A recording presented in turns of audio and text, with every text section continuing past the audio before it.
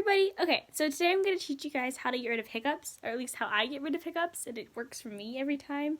Okay, so you know when people, like in a movie, like they go into water for a long time and they're starting to drown a little bit or whatever, and they come up and they're like gasping for air. So do that and then like swallow it.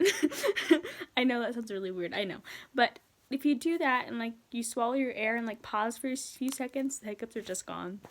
I don't know. It just works for me. I don't know. I could be crazy, but I just like, and then wait, and then you're done. I don't. Okay.